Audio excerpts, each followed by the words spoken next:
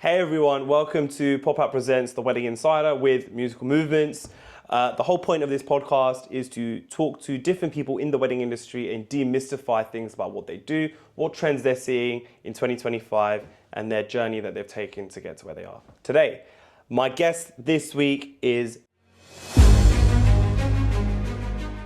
priest, Pandit Ji, Maharaj, whatever you want to call him, Jaydat Mehta, let's get stuck in. So, Jay, first of all, thank you for being on the pod. I really appreciate it. Thank you for having me. No, my pleasure. I think there's a lot of people who will find this particular episode really interesting when we get right into it. But I want to start, first of all, with a little bit about you. You're 23 years old. You're a priest. Yeah. Your dad is a priest. Yep. Your kaka is a priest. Yep. So for people who don't know what kaka is, that's his uncle. Yep. So you've grown up in this family of priests, but they were all born in India, raised in India. You came to the UK when you were five? Five, yeah. So talk to me a little bit about that. Did you always know this is what you were going to do? So like you said, I'm now the fourth generation doing this. Okay. So plenty of people within the family who have been doing this, but of course it was in India. Growing up here, I think I did have a bit of a different experience. Before, I never used to think that this was something I wanted to do. Okay. Because I'd seen my dad do it growing up.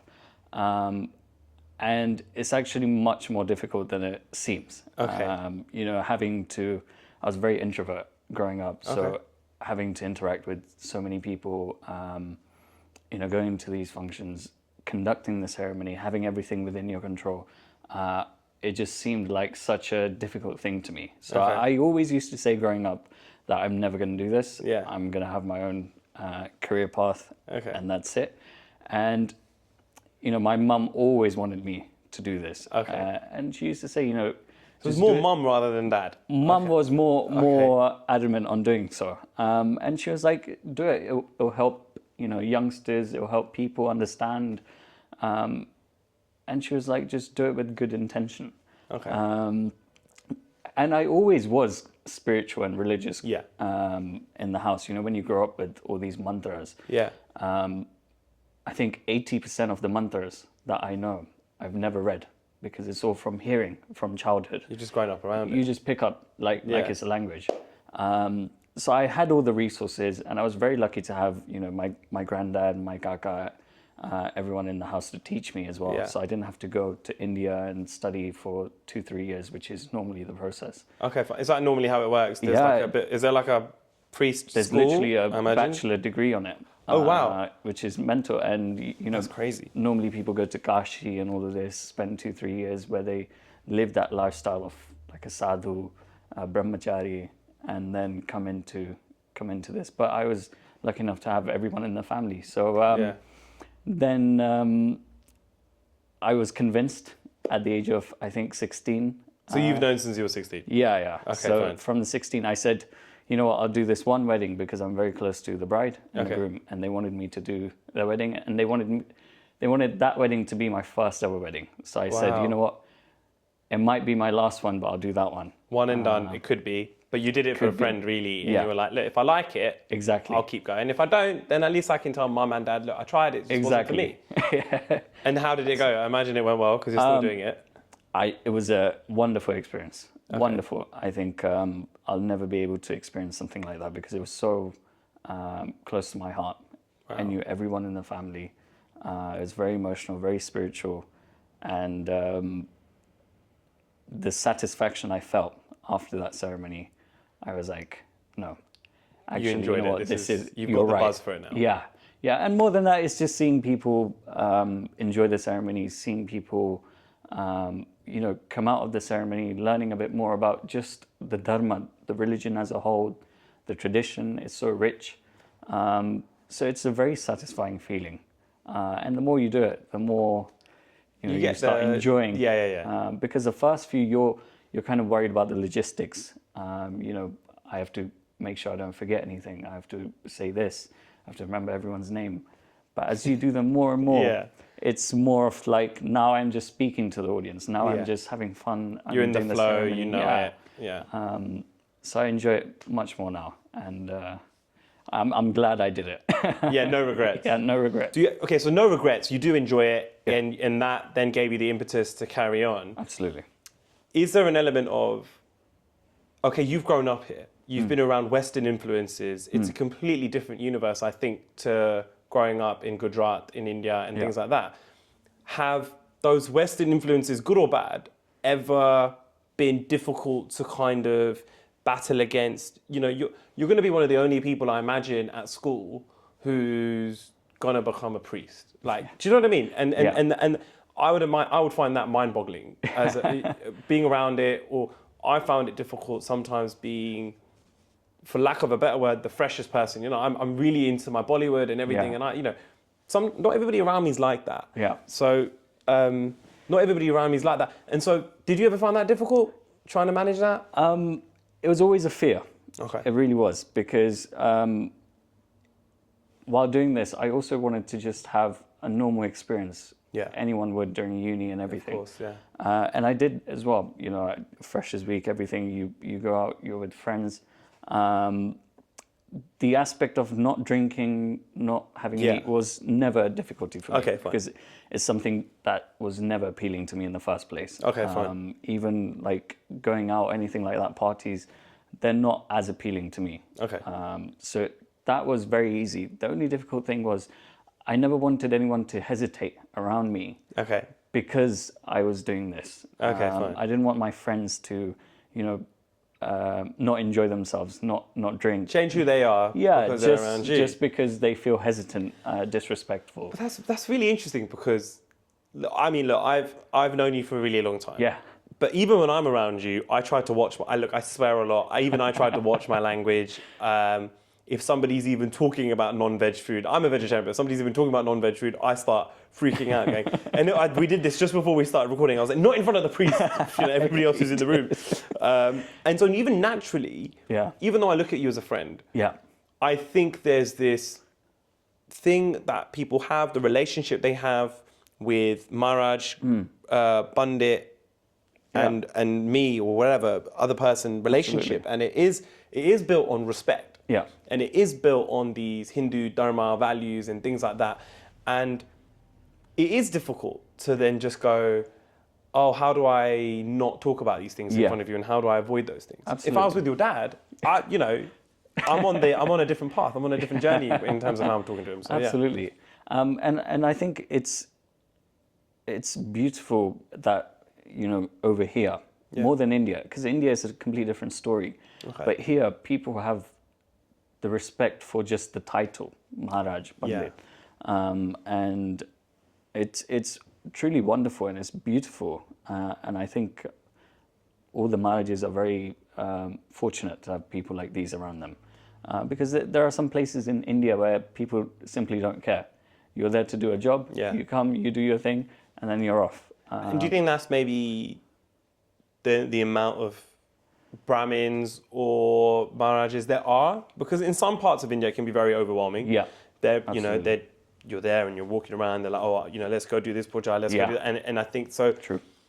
Over here there's less of you. Absolutely. It's not to dehumidify, like, I don't know what the word is. Like, how do I, not to diminish, but there's less of you, there's less supply. Yeah. Right? So obviously you're not a supply and demand, but there are less of you. So we do revere you when we are around you.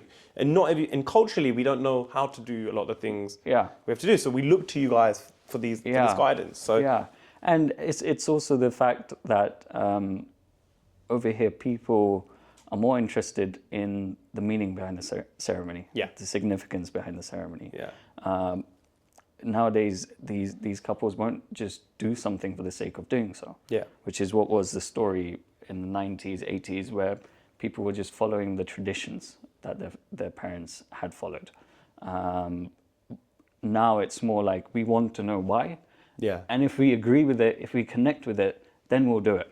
Okay. Which is amazing.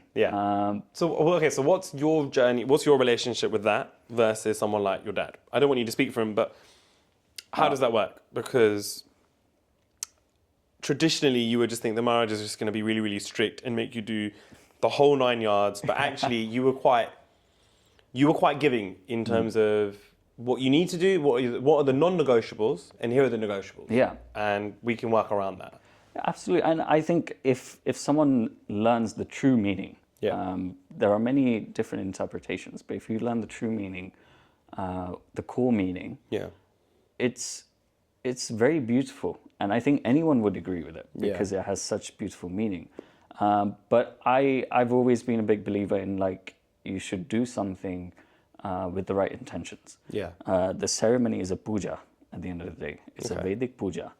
And one of the most important things is that you are present mentally and spiritually within the puja.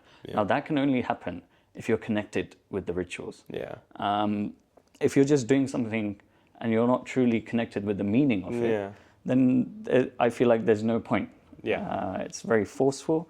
So in order for you to enjoy, in order for the ceremony to have a bit more meaning behind it, I think it's extremely important to look at the couples, to speak to them, to understand what they want, to understand what their mindset is. And, you know, I will always try and explain the true meaning behind something. But then at the end of the day, if you don't connect with it, I will never force you. And I have no right to force you. And it's the same with, you know, there are some marriages who are, you know, I think silent ceremonies are very important as a whole, but there are some marriages who take it to the next level, and a lot of people leave disrespected. They feel disrespected in certain Guests scenarios. feel disrespected, or the marriages feel... Okay, fine. Guests feel disrespected because...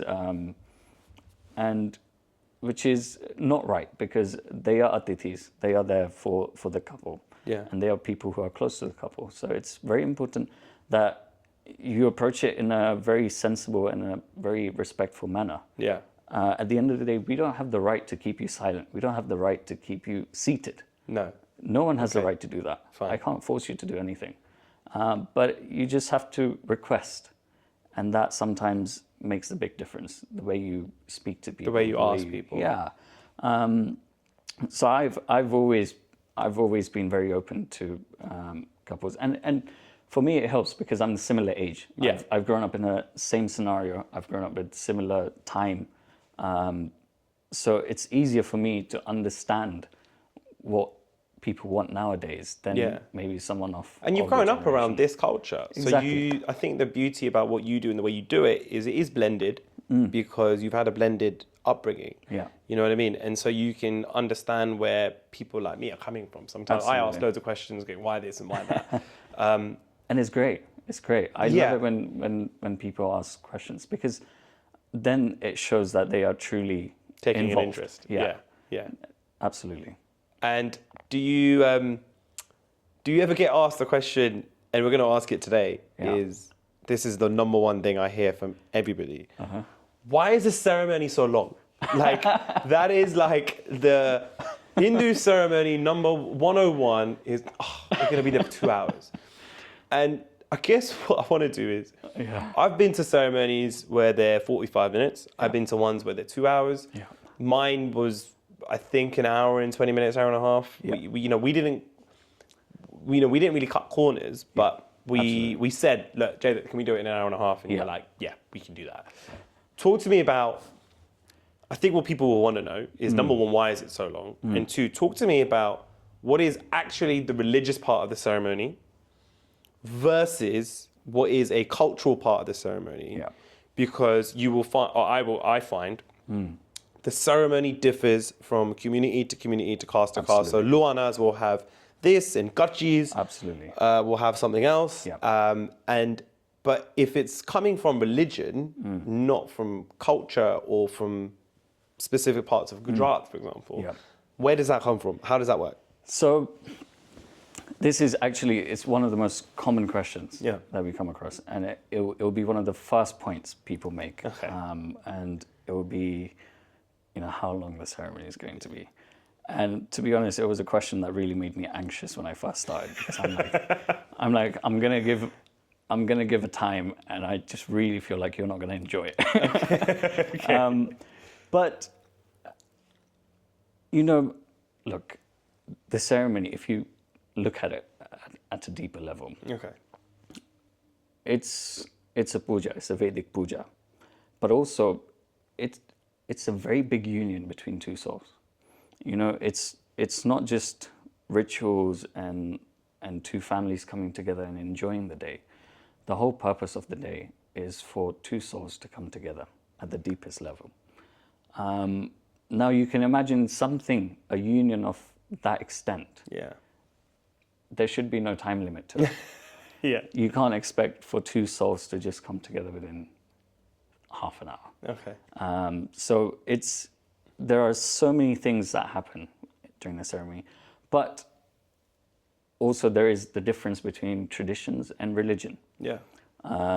Religious is something that comes from the Vedas, Yeah. that is written in the scriptures. Yeah. Traditions are something that our families did back in the 70s, 80s, but it has stuck with us. Yeah. Because of the mindset that they had back in the day. Yeah. The mindset back there was, our parents did it, therefore we must do it. Ask no questions as well. Exactly. Just blind exactly. faith. Yeah. Blind faith, and the parents as well. You know, we did it, therefore our kids have to do it. Because there was that, there was also that fear of, black magic or something bad happening. Yeah. So that was the mindset, and because of that mindset, these traditions, certain traditions, have stayed with us. For example, I'll give you a very clear example of this. Kodakori. Okay. We play There you go. Kodakori, right? Yeah. Now, for some people, it has become like we have to It's play a staple. Kodakori. Yeah. Yeah. If we don't play Kodakori, they're not going to be sleeping at night because they'll keep thinking that we didn't do Kodakori, right? Okay. Now, I'll tell you why Kodakori is played, first of all. Now, back in the day, you know, people used to get married at the ages of 12, 11, 13. My nanny herself got married at, I think, 15 or 16. I think it was the same for my grandma as well. That's how it is in the villages. That's how it is in the culture. Yeah. Now, if you could imagine as a 13-year-old girl going into a complete new household, a complete new surrounding, and having these burdens of expectation on you that, you know, you're going to have to cook for 8 people now. Every single day you're going to have to make lunch, dinner, all of this. It's terrifying. Yeah. And the person you're going to spend the rest of your life with, you've met, I think, once. You've not even met, you've seen once. Haven't had a proper chat with them or anything. So leaving your parents at that age and going into this complete new world was absolutely daunting for the girls. So when they reached home after the wedding, to ease her into the family, to make her a bit more comfortable with everyone, They played a game. they played a game, which was Kodakori, ring finding game. Yeah. Now, that was the tradition, that was the meaning, that was the purpose behind it. Yeah. But one person does it, so the next person does it. It sticks. And the next person does it, and it sticks. And then now, I think we're in a gray zone right now, because now we're starting to question everything. Yeah. So it's like, it's still existing because our parents want us to do it, but we're not completely agreeing to the idea of it as well. I think people. So the thing is, there's a beautiful meaning to it, and I don't think a lot of people know that that's the history of Kodakori. But I think there are families or parents who will go, oh, "You didn't do Kodakori. Yeah. Something bad's going to happen." Yeah. But it's purely cultural. Absolutely. It's purely. There's no religious aspect to it, and you're not even. There's no devo. There's nothing. There's actually nothing religious about it. Absolutely. So it doesn't make any difference to your ceremony. Yeah. And I think young couples who are watching this might go, oh, I really appreciate the beauty behind it. Yeah. However, I still rather save 10, 15 minutes of my ceremony and get my guests to lunch quicker. Exactly. Absolutely. And so for you, when you're doing that, you have no objection to do it, and then but then you're dealing with the parents as well, I imagine. Yeah. So that's a tough line to walk. It's very difficult because so we normally say that, look, our ceremonies take 1 hour 30 minutes. Yeah. Now within those 1 hour 30, everything religious that is mandatory is being completed. Now, if you want to, let's say some people want their ceremonies to be done within 45 minutes. Yeah. Now, let's say you're coming from here to Greenford. and it's going to say 30-minute journey. I can't expect you to make the same journey but get it done within 10 minutes. No. It's just not possible. Yeah. So we say if you do want a ceremony within that time, it's a matter of you eliminating all traditions, first of all. Okay. Have no traditions, and just focus on the core religious parts. And on top of that, you're going to have to look at all the religious parts as well and think to yourself, okay, what is the most important for me? What do I connect with the most? What do I definitely want to include? And what do I want to get rid of? Wow. Okay. Because it will require sacrifices. If you want to have it within 45 minutes, it will mean that you will have to get rid of rituals. And if you were talking to a couple and they asked, okay, we want to get rid of all the traditions. What are your non-negotiables in terms of the religious stuff that we have to do in a Hindu wedding ceremony? There's so many. I think just the core ceremony itself, Havan is something that's significantly important. The Ganesh Puja at the beginning, you cannot begin without the name of Bhagwan Ganpati. Hastamelap is also joining the two hands together. Okay. Holds great significance. Fairaz, I'm just trying to showcase my Faira knowledge. is considered part of the Havan ceremony anyway. Fine. So yes, Fairaz is completely important.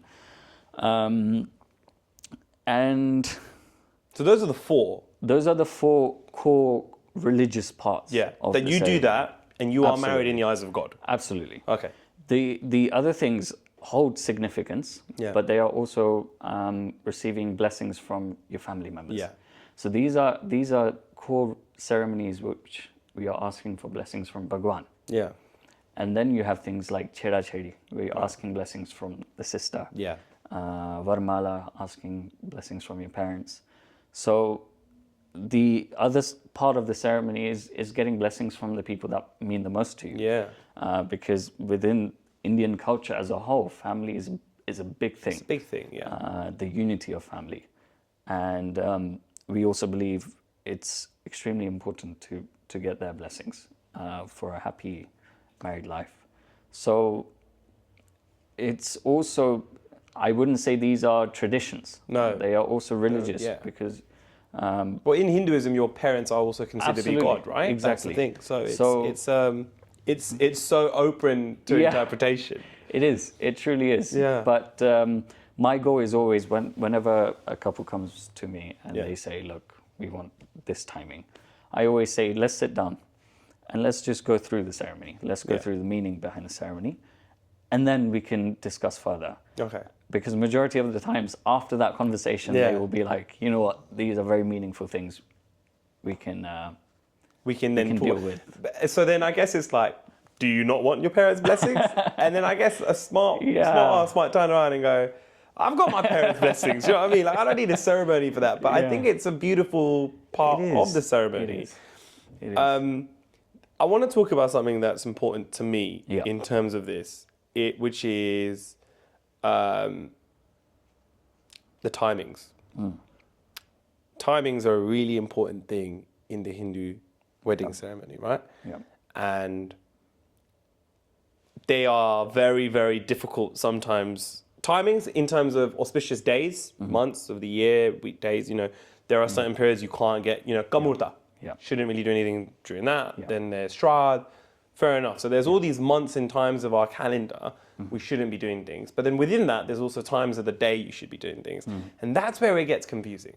Okay. And you know where I'm going to with this, because at my wedding, the timings were a huge negotiation. They were like, if my mom is watching this, which she probably will find a way to watch it, she will be laughing because it was such a big part of the conversation. And we had multiple conversations with Jaydat. We had multiple conversations with his dad because we wanted to have an evening wedding. So our wedding, we wanted it to start at 4. And we spoke to Jaydat, we spoke to Piyush uncle, and they gave us the timings. And it worked out that I could actually start my wedding at 4. And my mum genuinely thought I was lying to her. So she was like, no, you can't do that. They always start at 9 o'clock in the morning. And traditionally they do. But the thing is, it's so open for interpretation because it's like, is it the timings in India? Is it the timings in where you live? Is it the timings of the country you could be living in? Yep. It's so open. It is. And so how do you deal with that? It's a very complicated subject as a whole. Okay. This timing thing. So you do have to be careful because it is timing of the place you're in. Okay. During the ceremony. Yeah. For example, for you, we looked at timings from Bodrum, Yeah. Turkey. So it is within that. And the reason why it's so important is because a big part of Hinduism is, of course, astrology. Yes. The universe, the way it operates. And our mood, our characteristics are highly affected by the positioning of the planets. Okay. And throughout the year, the calendar is kind of designed for you to have a balanced life, for you to focus on all aspects of life.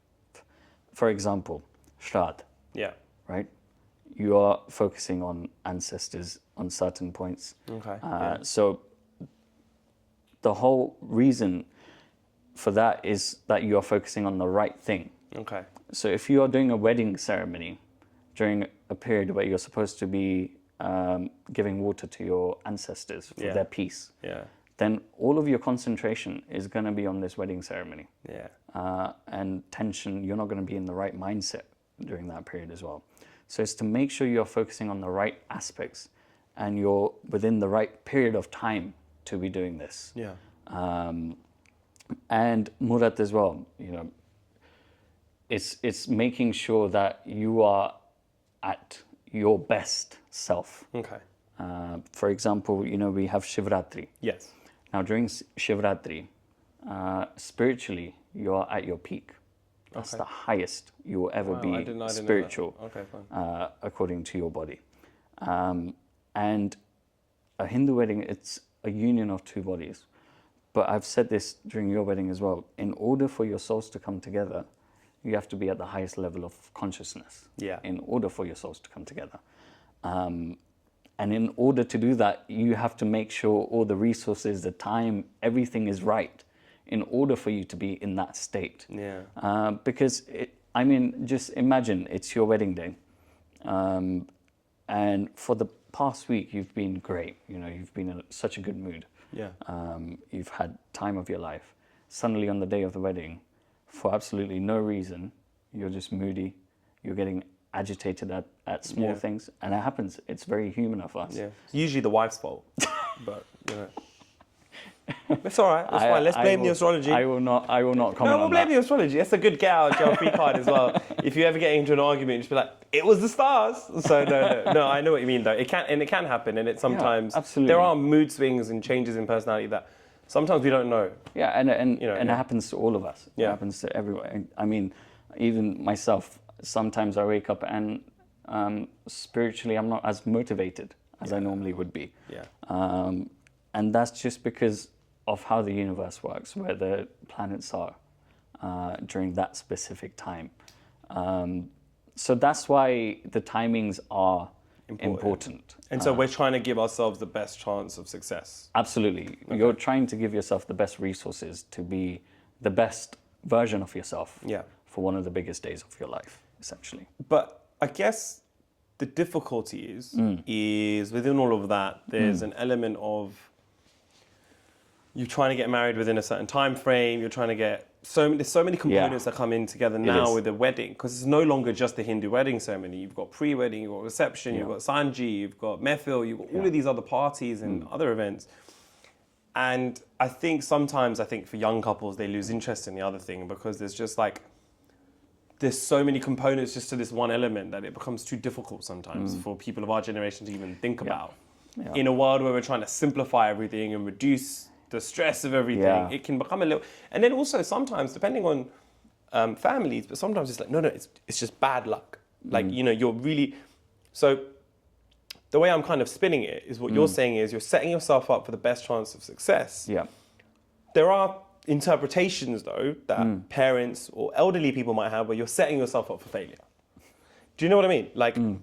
You could be in a situation where somebody got married, and let's just say they got married during Shraddh, which is a big no-no. And maybe most Maharajas might even say no. But let's just say you found one who's willing to do it, and then 15 years later, that couple breaks off.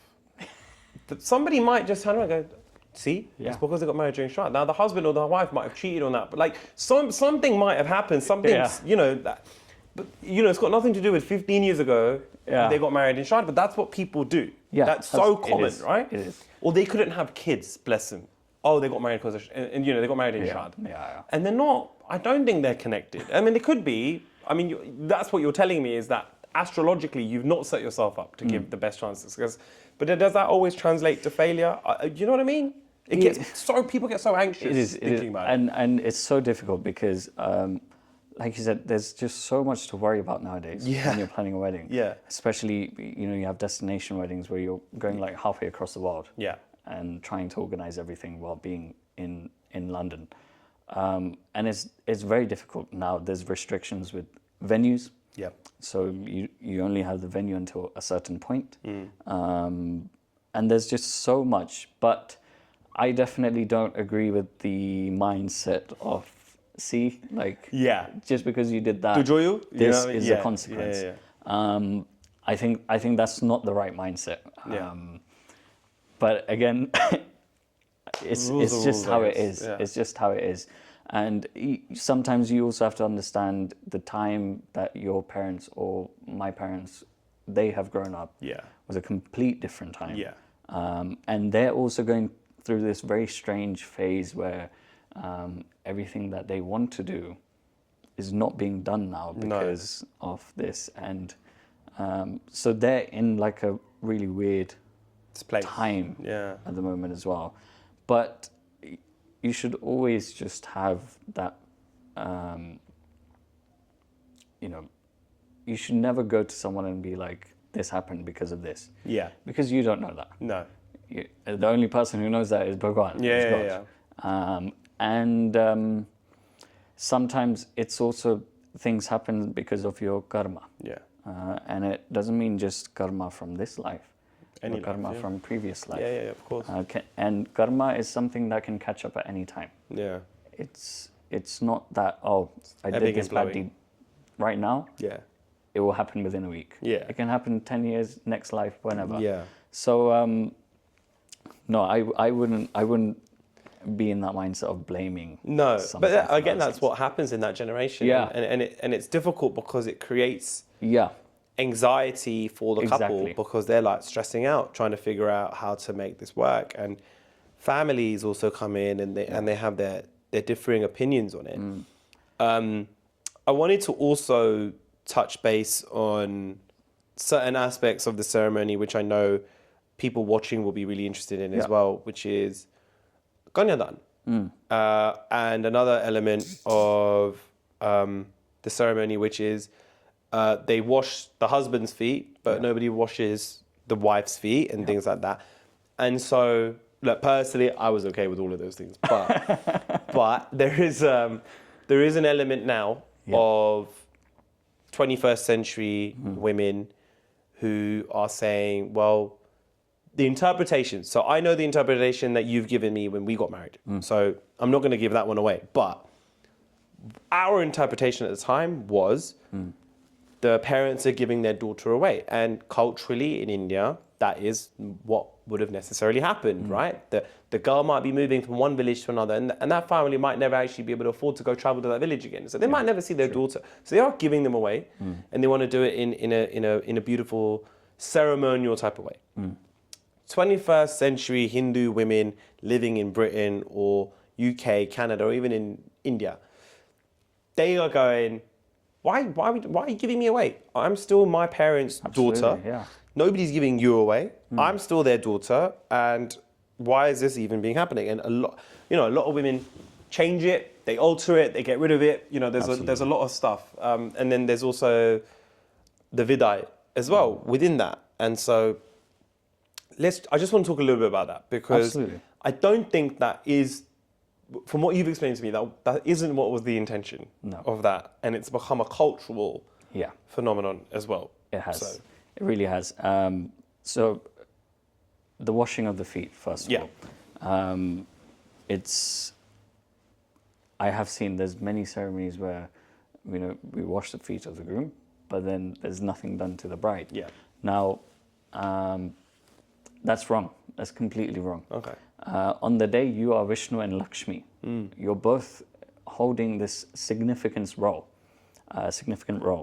And if you wash the feet of Bhagavan Vishnu, it is equally important for you to wash the feet of Goddess Lakshmi. Yeah. And if you didn't wash the feet of Lakshmi, Vishnu himself would not be happy. Yeah. And Vishnu would rather have us washing the feet of Lakshmi and not his feet. Happy wife, happy life. Right? Even in that world, even Exactly. in God's world. So yeah. So in every single ceremony of mine, we always wash the feet of the bride as well. If we're going to wash the feet of Vishnu, we always wash the feet of Lakshmi as well. And the reason why we are washing the feet, now this is also something I am very careful with, because nowadays there are many different cultures coming together. Yeah. Right. So we have people from European countries. The groom might be from the UK and from different culture, different religion. Yeah. So it is also something that I have to be careful with, because not everyone enjoys having their feet washed or feet touched. But I always explain to them the reason why we are doing this is because it's the highest form of respect you can give within our culture. Okay. But then, if the groom is not happy, then I would never force it upon him. Yeah. And I would always say, only if you're comfortable with. Or let's say the bride is from another culture and her parents have to wash the feet. I would never force anyone to wash the feet. So it is something you have to be careful with. Because, these people from different cultures, they're taking their time to do this ceremony. It's very kind of them. Yeah. If I'm being very honest, to agree to do all of these things. Yeah, of course. It's a full-on ceremony, emotionally and physically. Yeah. So you have to be careful and make sure that they are comfortable within that scenario. But yeah, 100%, if you're washing the feet of Vishnu, you have to wash the feet of Lakshmi. Kanyadan is also another thing that is, it is something that is significantly discussed nowadays, Okay. especially by the brides, and rightly so. I think it's about time that we question all of this as well.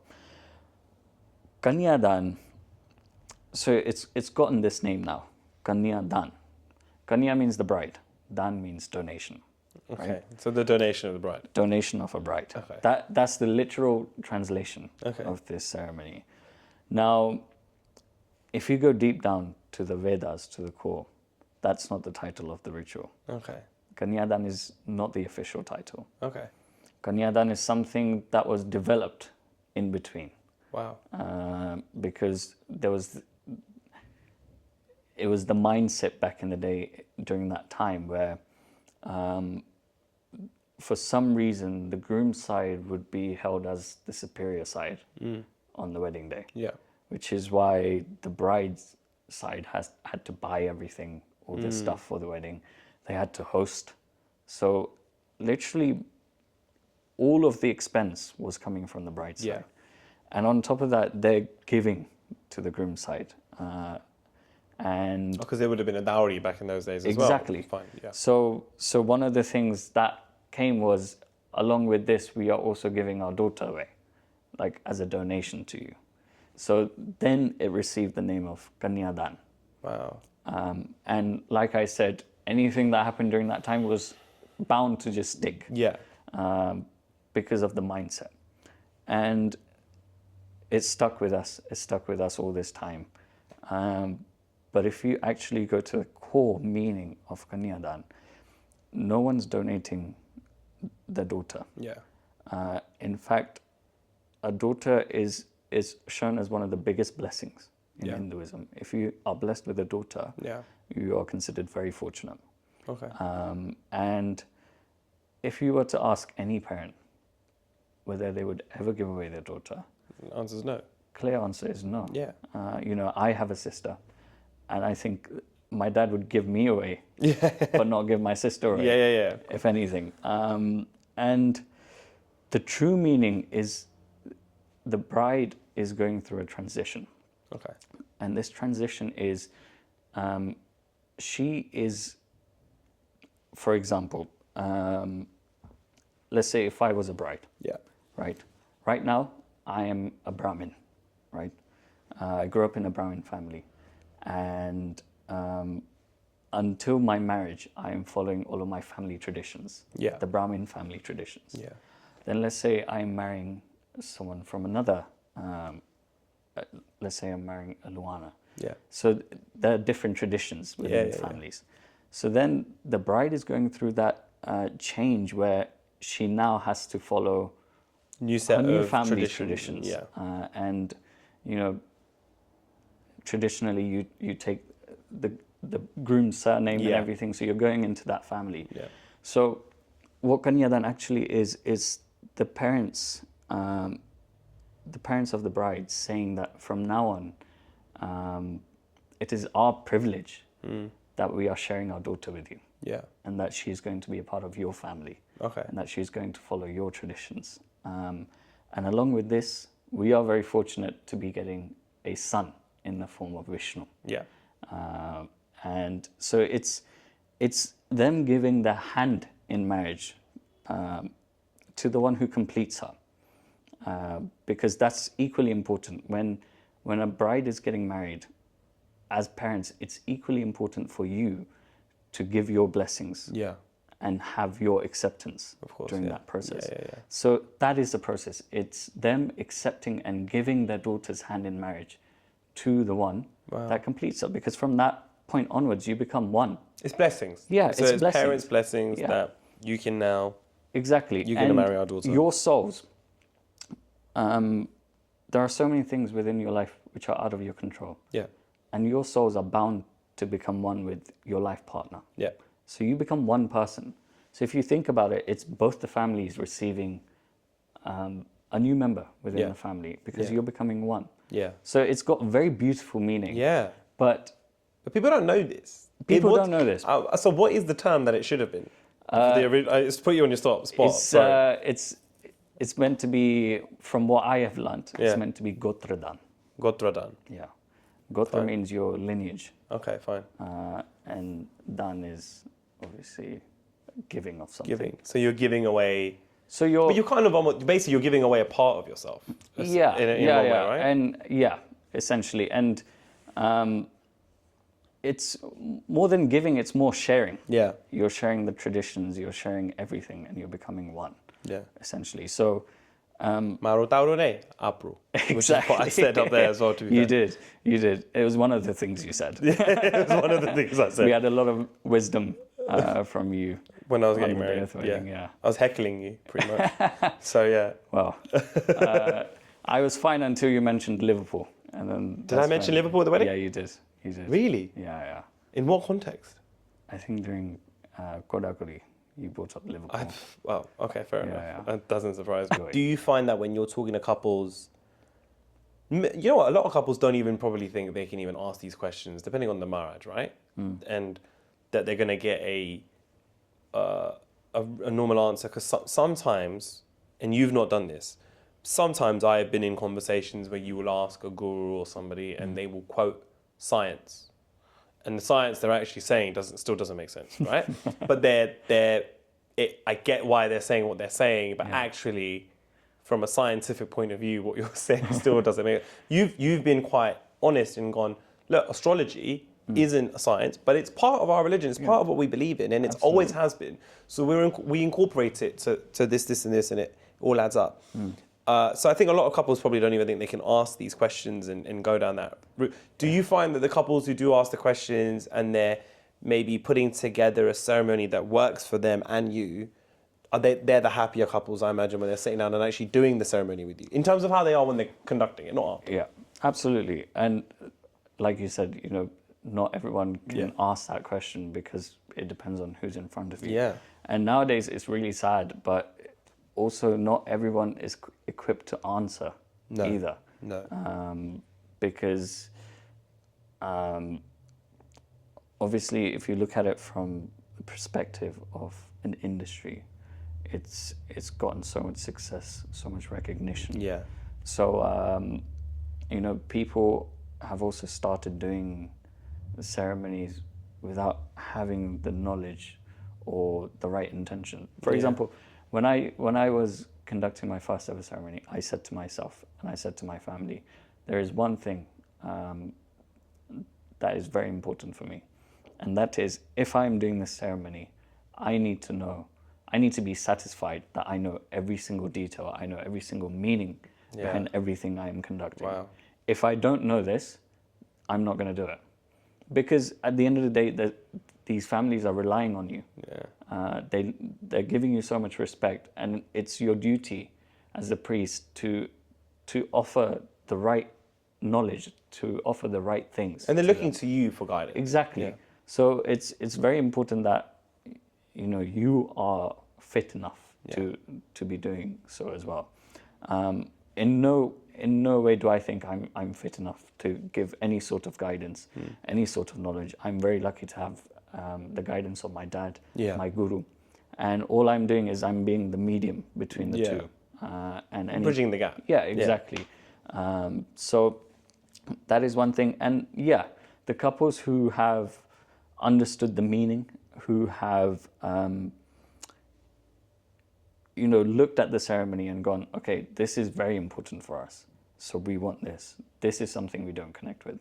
So at the end of the day, they will be the happy ones because they are the ones who enjoyed the ceremony for the right reasons. And at the end of the day, they will remember the ceremony much more. Because they were doing things that they were enjoying. And not something for the sake of doing so. So I think it is very important to understand what the couple's requirements are. And what is their mindset. Because everyone's different. For example, even all the marriages, all the wonderful marriages, there are so many, educated, well-known marriages. But even then, everyone has their own style, the way they speak, the way they conduct, and all of that is important as well. So it's also very important for you to pick the right person for you. For example, I might have a very different way of talking to someone else. The tone, the speed, just the energy as a whole. And, not every couple will connect with my approach. So it's important you go with the right person, you pick the right person for your ceremony, and then you go through the ceremony as a whole and truly understand the ceremony before doing so. I think that is the key to being satisfied with your wedding ceremony. Definitely. And you also just have to be in the mindset of not everything's going to be perfect on the day of the wedding. So you also have to be open to just accepting little things, because not everything's going to go smoothly and perfectly fine. Rarely. There's too many variables. It's too difficult. So it's making sure that you're in the mindset of ignoring small things like that, and that you're focusing on the main goal, the main aspect, and that will make you enjoy it much more as well. One last thing before we wrap up, I guess, is Hindu ceremonies have become bit of a production as well, in terms of there's a lot of music involved, a lot of sound. What's your relationship like now with having to manage all of that? Because I think that's also part of it. When you're doing the Ferras, Biju, which, by the way, these songs are terrible, but they are a part of it. And I think it was a conversation that we had as well. And so your relationship with the DJ and other people that you're having to work with when doing it. I think it's significantly important how much music plays into the ceremony, because the approach we have to weddings nowadays, we've changed quite a lot. So now we're having silent ceremonies. And naturally, having the attention of people for 1.5 hours, 2 hours, it's hard. It's very difficult. I think after an hour is where people start losing, concentration, and dozing off a little bit. So the music is there to, first of all, help us keep everyone's attention, make sure that they are enjoying the ceremony. And as well as that, music is something that is, I don't know for everyone, but for me especially, music is very connected to your emotions. Yeah. Music has the ability to make you feel a certain way. Yeah. And even like if I am giving an explanation of something, if I had just light flute background instrumental, it affects my speech heavily and my delivery of the speech, and naturally, because I have that connection with music. Yeah. And it's just like that with the ceremony. You know, there's so many different emotions involved within a Hindu ceremony. Yeah. There's laughter, there's games, there's emotions. And it's very important that if you have the right music for it, it can almost enhance your experience of the ceremony as a whole, and maybe enhance your emotional state along with it. Which music can do. Yeah, absolutely. So it's something that's very important. And I think anyone who's getting married, along with the priest, I would highly recommend researching music as well. And songs that they might want. Yeah, exactly. What they would prefer. And, you know, just make sure that your priest and music are on the same page. Yeah. Because they are working together, so it's important that the ceremony is seamless. Yeah. And the transitions are seamless. So it's, you know, always maybe do a meeting with your priest and whoever's doing music. If you have a live band, do a meeting with them. Yeah. If you have a DJ, do a meeting with them. To make that all kind of sync up. Yeah, and make sure everyone's on the right page. Again, make sure you provide songs that are, you know, that may hold some significance in your life. Or songs you like, make sure you pass them on to DJ. Yeah. But it's very important that you clarify that, look, these aren't the only songs we want you to play. Okay. Also give them that freedom. Yeah. That, you know, there are different emotions, so we're happy to take your expertise and play the right songs at the right times as well. Because these guys are experienced. Yeah. They're doing so many weddings a year, so they know what the right thing to play and all of this to make your day a bit more special as well. So, but again, if there are songs you like, you know, always give them. You can add them on. Yeah. Always talk to your DJs. No swear words. No. Yeah, no swear words. Yes. The other thing as well, I think this is such an important factor that many people ignore. Yeah. It is very important to have a very good relationship with your vendors, in the sense, like, you should never approach them as vendors. You should always try and build a strong relationship with them as people, as friends. And if you manage to do that, if you manage to connect with your vendors, I can guarantee you they will go that 10% extra for you. I agree. And do things out of the way to make sure you have everything you want and you need. Yeah. And it builds a very strong communication with them as well. Yeah. And that's also important, to make sure you have that communication. So always approach it with, you know, like they are friends. And that way your wedding will go seamlessly. Yeah. Because these vendors, they're rooting for you. They want to work with you. Absolutely. And it's, you know, they're nice people. Yeah. There's so many nice vendors, and they will, you know, do the ceremony as if it's their family event. For example, at your wedding, you know, like we've known each other for so long. Our families have known each other for so long. So that was never, you know, the intention was never to just go and perform. No. It was to be there with your family, people who are, you know, close to us. Yeah. And it's a bit more personal. It's a bit more meaningful for us as well. When we do ceremonies like that. So that's also, that makes a difference. That makes a huge difference, in my opinion. Well, look, before you go, I've got one question that I'm asking every single guest that we're having on for this series, which is, what is your favorite thing about being in the wedding industry? Specifically, obviously you're married, you do ceremonies that aren't necessarily wedding related, but what's your favorite thing about being in the wedding industry, being a marriage? I think one of the biggest blessings in doing this is that you are always surrounded by celebration. Yeah. There is never, dull moments Yeah. within a wedding, and you're always surrounded by happiness and celebration, which makes a huge difference to your mental health as well. Yeah. Because in any workplace there are always two sides to everything, and there's competition, there's all sorts. But wedding is something where you are truly going into a scenario where you're going into this family. You build strong relationships within 2-3 days, Yeah. which last lifelong. And you just get to be happy with them and celebrate with them. That's true. Even though there's no connection with you on a personal level, you're still celebrating with them. And I think that's beautiful. That is beautiful. Yeah. So, well, thank you.